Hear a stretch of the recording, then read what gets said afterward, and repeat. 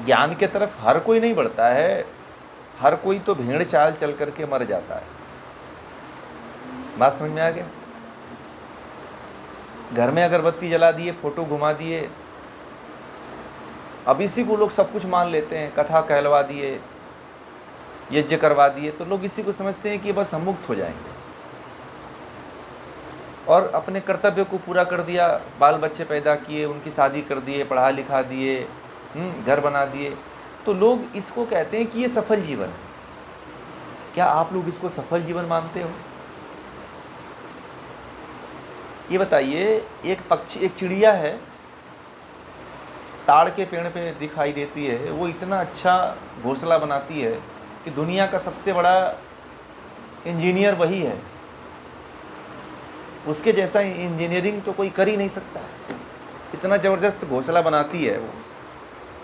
मेरे पास था 2-4 घोंसले थे उसके, तो एक व्यक्ति ने कहा मुझे दे ही दीजिए, तो मैंने कहा कि ले जाओ।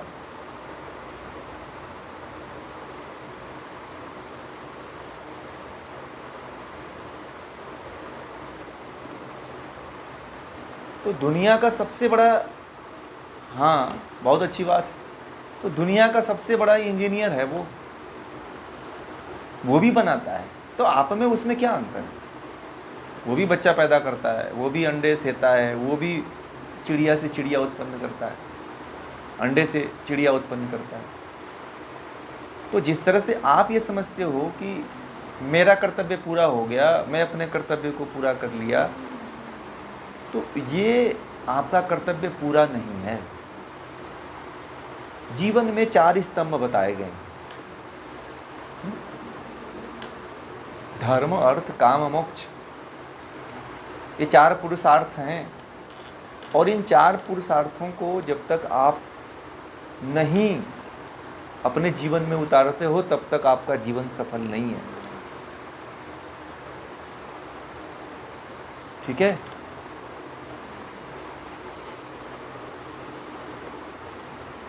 सफल वही हो सकता है जो इस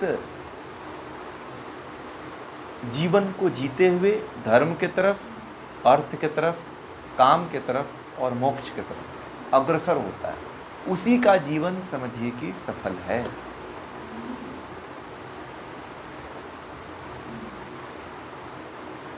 समझ रहे हैं बात को? तो आप ये मत समझिए कि मेरा कर्तव्य यही है, इस जन्म से छूटना है, तो कुछ कहीं किसी से भागना नहीं है। आप परिवार से मत भागिए, घर मत छोड़िए, ये नहीं कि घर छोड़ के सन्यासी नहीं बनना है। हमारा कोई भी ग्रंथ ये नहीं कहता है कि घर छोड़ के सन्यासी बन जाओ। मैंने तो इतने दिन से ग्रंथों को पढ़ा रहा हूँ, किसी ग्रंथ में नहीं लिखा हुआ है घर छोड़ के भाग जाओ।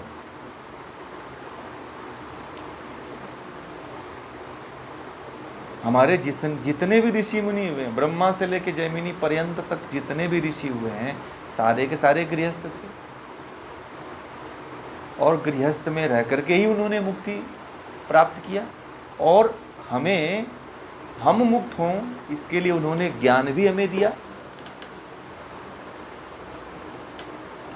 इसलिए आपका और हमारा ये कर्तव्य बनता है कि अपने जीवन को सफल बनाएं, जीवन को मोक्ष की तरफ ले जाएं। आप सब कुछ करते रहिए, परंतु ज्ञान को मत छोड़िए।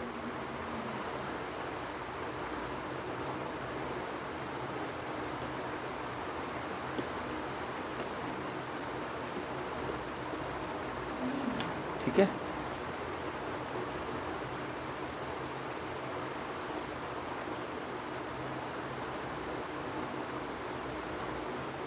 और अगला जो सिद्धांत है वो यह है कि पुरुष और प्रकृति, पुरुष में जीवात्मा और परमात्मा दो का नाम आता है, और प्रकृति, इन तीनों को जो जान जाता है वह मुक्त हो जाता है, वह ईश्वर को प्राप्त कर लेता है। और इस पूरे सांख्य दर्शन में आप लोगों को इन्हीं 3 तत्वों के बारे में जानकारी दी जाएगी। इन्हीं तत्वों के बारे में पूरा महर्षि कपिल ने समझाया हुआ है कि आप जान सको। और जान करके मुक्त हो सकते।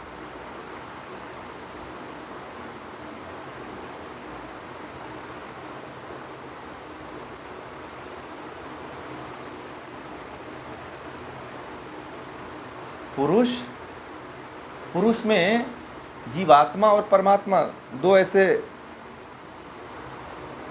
पुरुष में केवल पुरुष मत समझिएगा। पुरुष का मतलब होता है जीवात्मा और ईश्वर, दो होते हैं तत्व। और प्रकृति में केवल प्रकृति है, तो तीन तत्व हैं। तो इन तीन तत्वों को जो भली भांति जान जाता है वही मुक्त हो सकता है, वही मुक्ति प्राप्त कर पाता है। अब पुरुष मतलब ये मत समझ लीजिएगा कि कोई आदमी,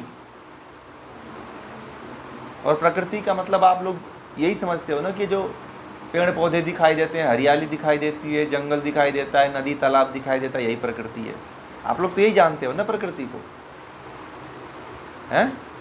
प्रकृति का मतलब कहा जाता है कि नेचर को देखो, तो नेचर को देखने के लिए जाते हैं तो पेड़ पौधे देखते हो, बादल देखते हो, पहाड़ देखते हो, नदी तालाब देखते हो, तो कहते हो कि यही प्रकृति है। इसी को मानते हो ना। ये तो प्रकृति का विकृति है,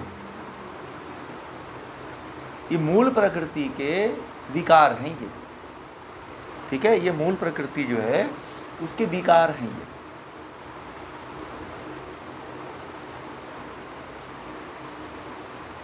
तो इन तीन तत्वों को जो जानता है, जो समझता है, अब आप लोग अब ये मत कभी कहिएगा कि सांख्य दर्शन जो है क्या,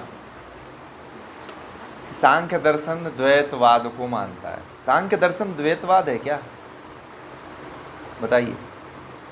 इसे बहुत से लोग कहते हैं कि सांख्य द्वैतवाद को मानता है, द्वैतवादी है?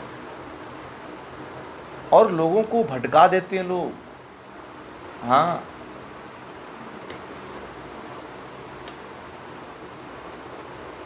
जी जी बोलिए।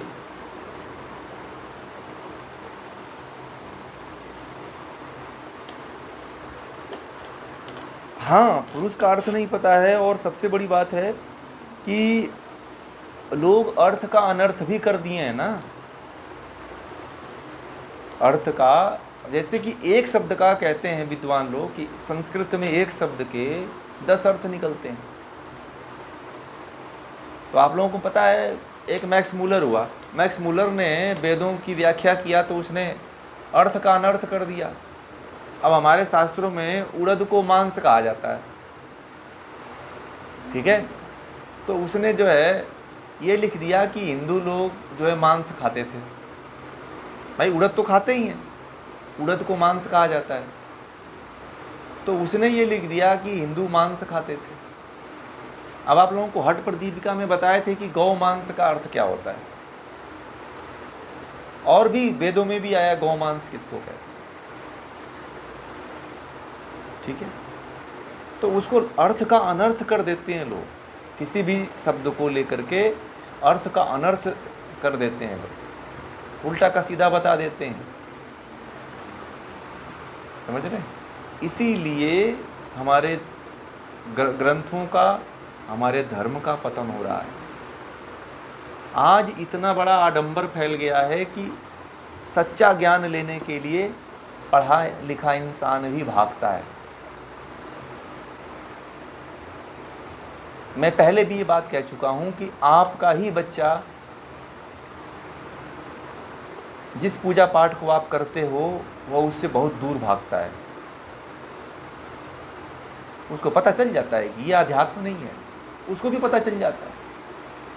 आप भले से लेकर के घर में पूरा मंदिर बना लो, ये बना लो, वो कर लो, अगरबत्ती करो, आरती करो, उसमें उसका मन नहीं लगता। क्यों नहीं लगता है? वास्तविक अध्यात्म है ही नहीं है भाई। वास्तविक अध्यात्म तो ये जो सांख्य के सिद्धांत बताए हैं यहाँ से प्रारंभ होता है। अब आप लोग आध्यात्मिकता का प्रारंभ अपने भीतर कर रहे हो, बीज बो रहे हो। अब तक आप लोग आध्यात्मिक नहीं थे, ठीक है? कहते हो ना कि मैं तो स्पिरिचुअल हूं, कई लड़के, कई लड़कियां, कई महिलाएं ऐसे शब्द सुनते हुए आप लोगों ने सुना होगा कि आप क्या कैसी हैं, तो बोले मैं तो स्पिरिचुअल प्रकृति का कि महिला हूँ, पुरुष हूँ। आध्यात्म कह देने से आप आध्यात्मिक नहीं हो जब तक कि आध्यात्म का आपके भीतर बीज अंकुरित नहीं होता है। और जब तक आप सांख्य और योग नहीं पढ़ेंगे तब तक आपके भीतर आध्यात्म का अंकुरण नहीं हो पाएगा। ठीक है।